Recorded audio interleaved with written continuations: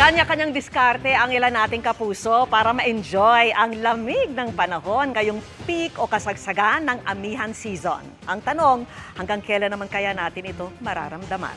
Nakatutok si Bernadette Reyes.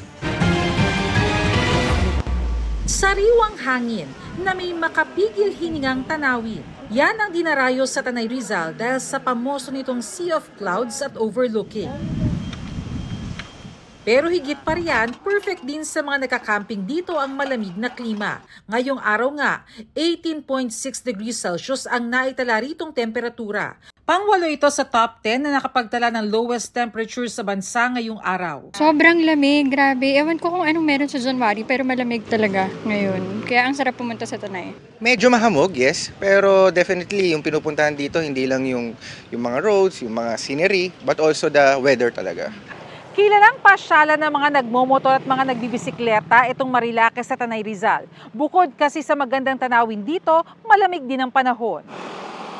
Tanghaling tapat pero nagkakapupo kayo. Yun nga, malamig kasi ang klima ngayon dito sa Tanay, lalo na yung mga rainforest. Medyo umaambon-ambon, kaya masarap magkape. Pero mainitin yung katawan kasi galing ka sa lamig. Bukod sa Tanay, sagad sa buto rin ng lamig sa Baguio na nakapagtala ng 11.8 degrees Celsius kahapon. Pinakamababang temperatura yan sa lungsod ngayong amihan season. Damang-dama ng bad weather sa Metro Manila. Kahapon, pinakamababang temperaturang naitala sa Science Garden sa Quezon City ang 20.4 degrees.